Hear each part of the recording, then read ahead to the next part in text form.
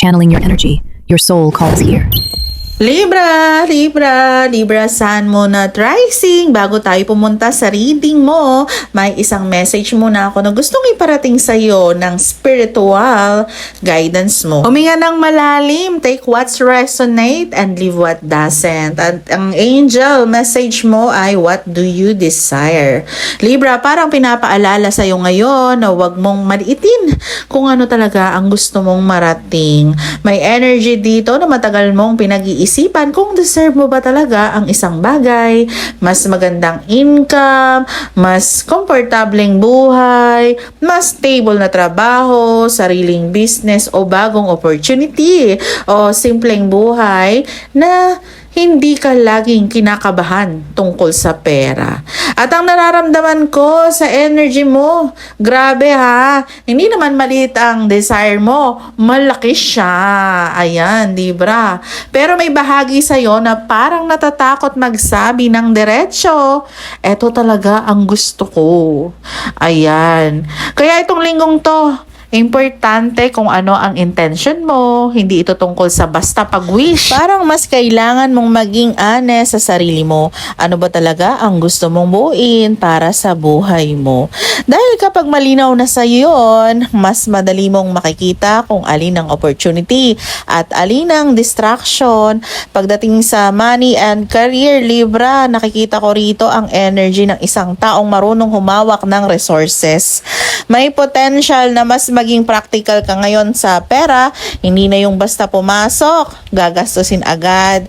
May mas awareness ka na, kailangan ayusin to, kailangan kong may matira, kailangan kong may maipon. Ayan yung nasa mind mo ngayon. At may isang bagay akong napapansin, may possibility na may biglang pagbabago sa financial o work situation na magpapakita sa'yo kung ano talaga ang stable at ano ang hindi. At Libra, pwedeng may planong hindi matuloy exactly the way you expected. Pwedeng may gastos na biglang lumitaw, pwedeng may pagbabago sa trabaho, schedule, client, business arrangement o source of income. Pero Libra ha, huwag mong tignan agad na bilang pagkawala kasi ang energy pagkatapos ng disruption ay parang mas malinaw na financial direction. At parang may bagay na kailangan ma-arrange o ma-rearrange para makita mo kung saan talaga sulit ilagay ang oras, effort at pera mo. May isa pang energy dito na very strong. Huwag mong hayaang emotions ng ibang tao ang magdesisyon para sa wallet mo. Kung may taong nanghihingi, nangungutang, umaasa sa'yo o gusto kang kumbinsihin sa isang financial decision, gamitin mo ang discernment mo. Hindi ibig sabihin na maging madamot ka. Ang message lang ay tumulong ka kung kaya mo, pero wag mong ubusin ang sarili mong stability para lang mapanatili ang comfort ng ibang tao. At para sa Libra na naghahanap ng work, additional income, client, business opportunity o bagong source of income, may energy rito na kailangan mong kumilos kapag nakita mo ang opening. Hindi kailangang padalos-dalos pero wag mo ring palampasin dahil lang sa overthinking. May opportunity na maaring mabilis ang galaw at ang kailangan mo ay tamang timing at malinaw na desisyon. Libra, gusto kong sabihin ito ng diretsyo. Hindi ka nasa energy na dapat puro survival mode. May potential kang makarating sa point na mas comfortable, mas independent at mas confident sa sarili mong financial decision. Pero kailangan mong piliin kung ano ang tunay na mahalaga sa iyo ha. Kaya ngayong linggo, tanungin mo ang sarili mo. Kung hindi ako natatakot mag-fail, ano talaga ang gusto kong magkaroon? Doon mo simulan dahil ang energy ng reading mo ay hindi lang tungkol sa pagkakaroon ng pera. Mas malalim siya.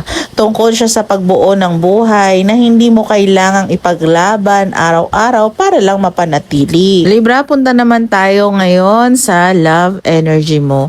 At ang unang pumapasok sa intuition ko dito ay isang taong may malalim na feelings pero hindi lahat ipinapakita.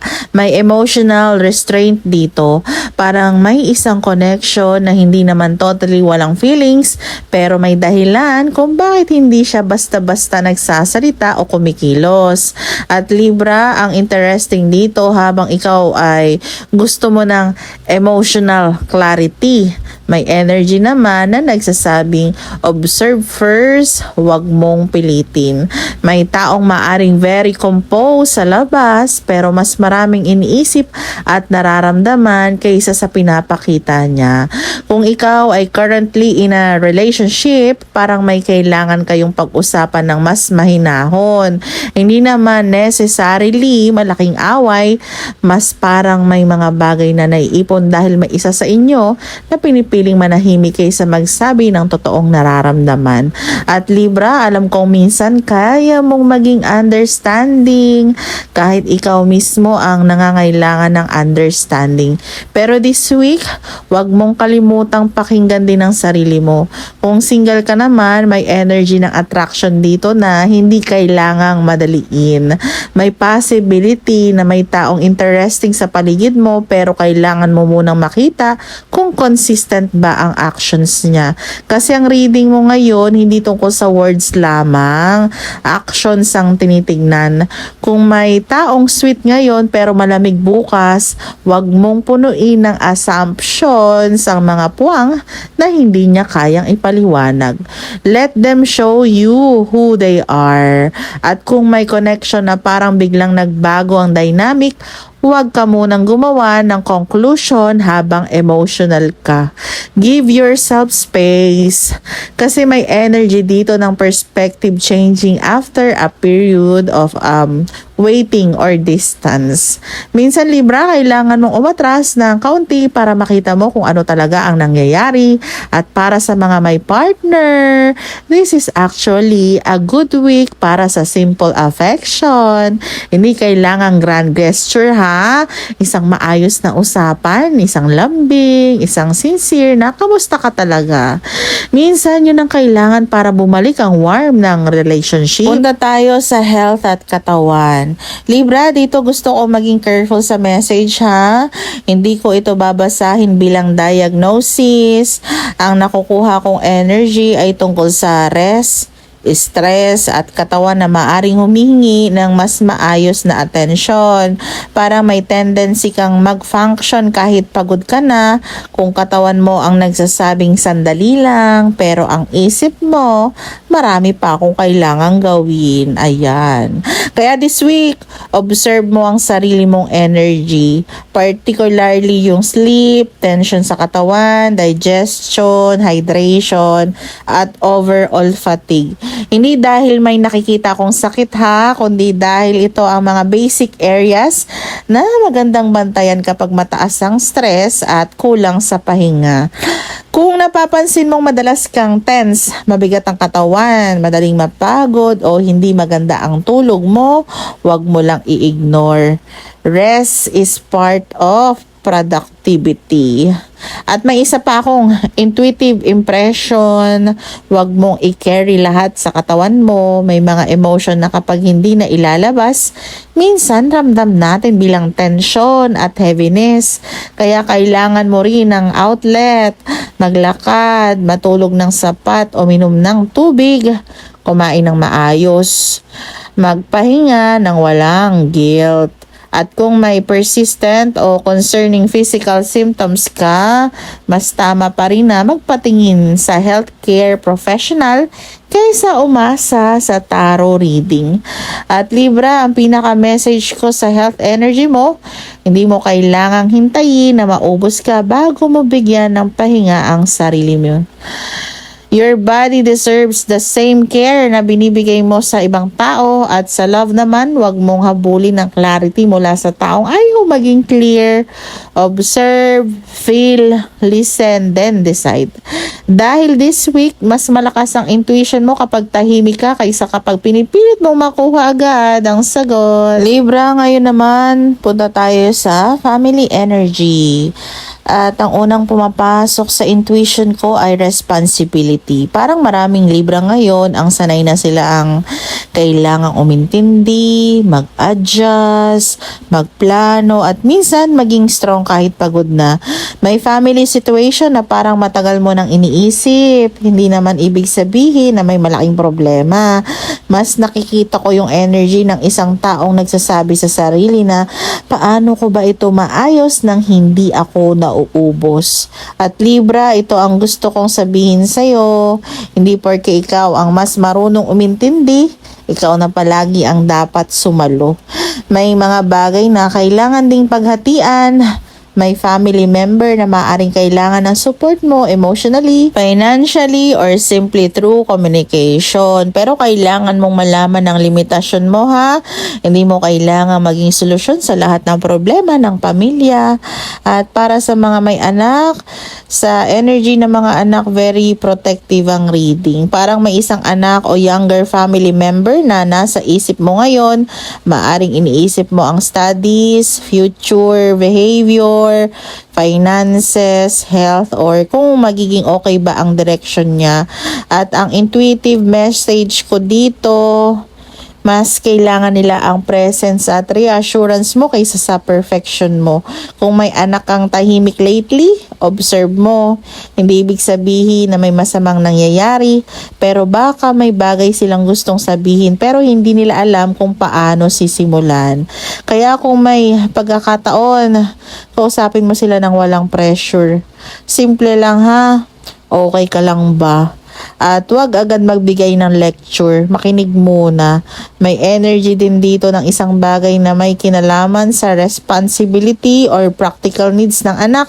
School, allowance, documents, plans, travel, or something that needs organizing. Kaya Libra parents, check the details. Minsan, hindi malaking problema ang kailangan mong ayusin. Isang maliit na bagay lang na kapag napabayaan, nagiging dagdag ng stress later. At kung may anak kang malayo sa'yo, maaring mas ramdam mo ang distance this week. Pero may connection pa rin, ha? Hindi nasusukat ang pagmamahal sa kung gaano kadalas kayo magkasama. Minsan, isang tawag, message, o simpleng pangangamusta, sapat na para maramdaman nilang nandyan ka. Ngayon, gusto kong mag-focus sa mga Libra OFW. Ito yung energy na pinaka-strong ang dating sa akin. Pagod ka na, pero hindi ka basta pwedeng sumuko.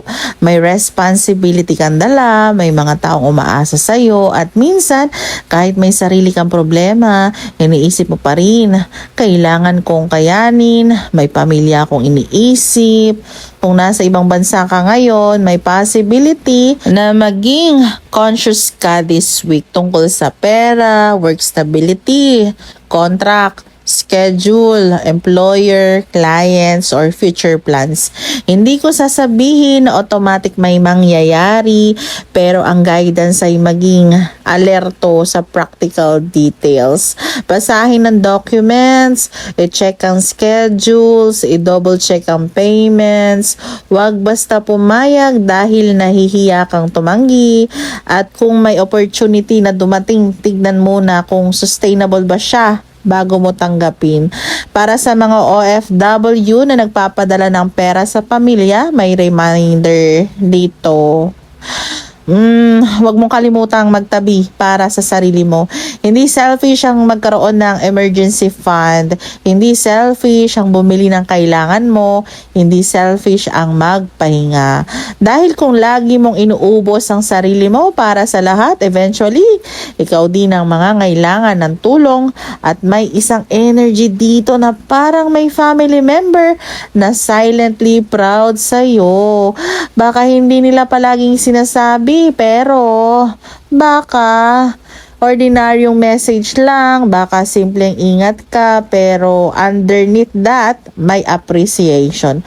May taong nakikita kung gaano karami ang kinakaya mo.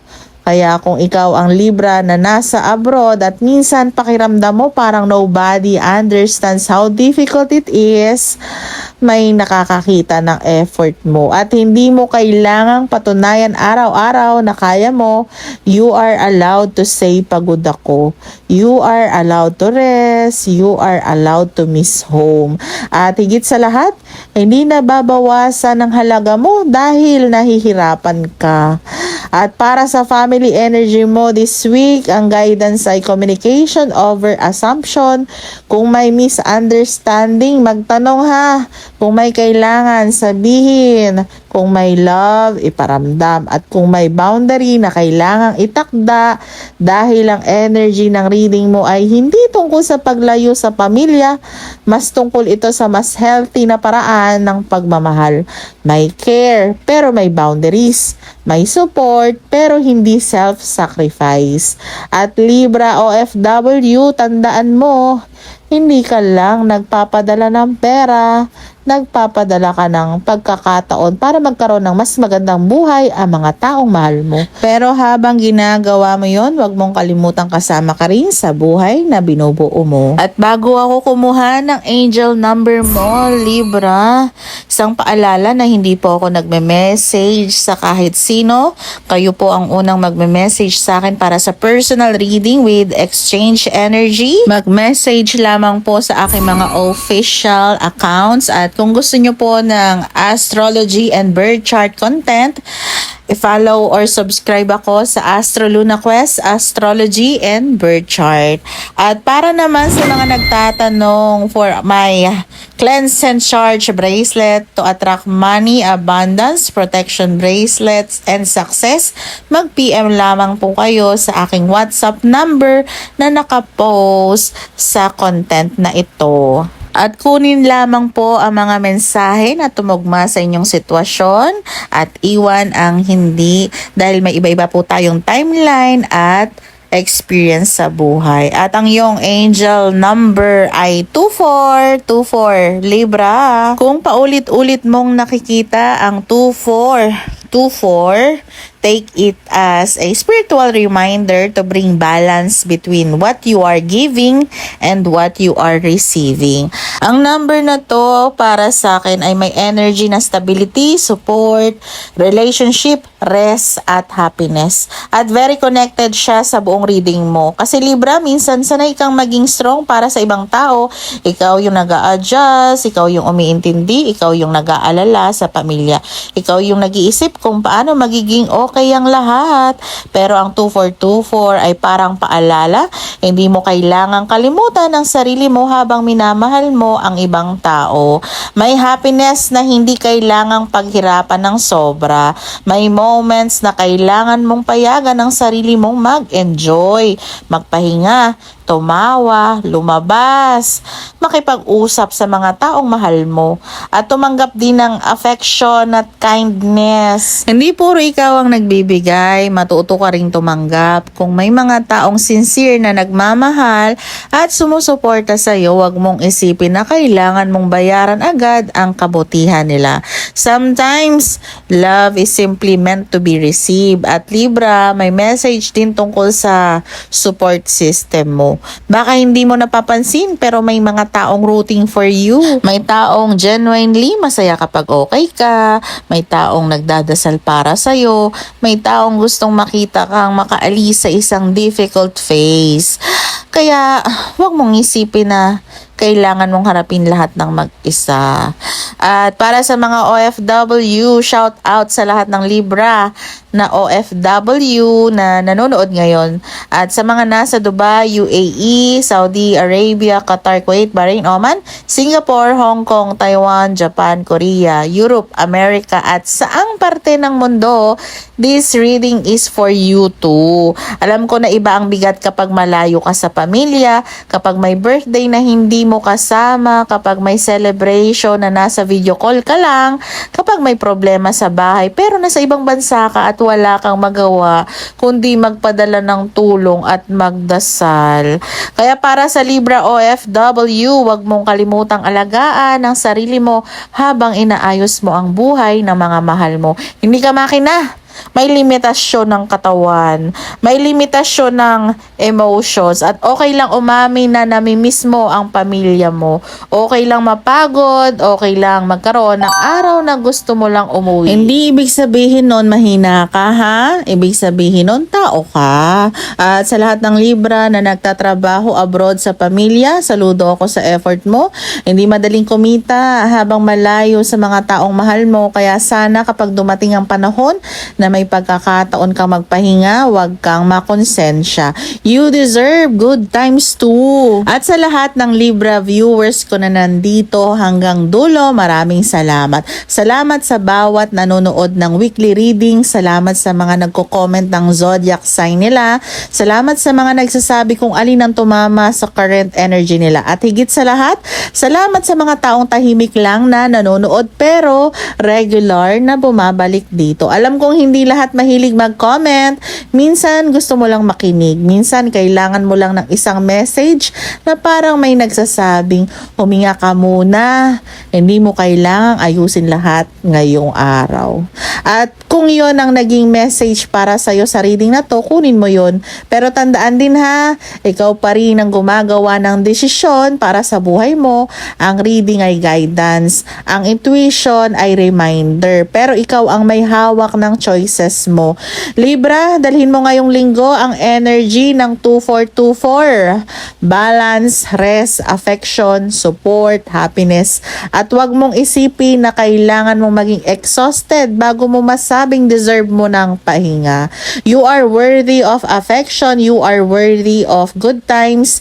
You are worthy of peace. At deserve mo ring maranasan ng buhay na hindi puro responsibility. At kung Libra ka, comment mo sa baba 2424 at sabihin mo kung taga saan ka nanonood. Lalo na sa mga Libra OFW, ilagay mo kung anong bansa ka ngayon. Gusto kong makita kung nasaan ang mga Libra viewers natin sa buong mundo. Maraming salamat sa panonood ng Libra Weekly Reading. Ingat ka palagi, alagaan mo ang sarili mo, alagaan mo ang puso mo, at huwag mong kalimutang magpahinga. See you next reading, Libra. Again, this is Astro Luna Quest. Hanggang sa muli.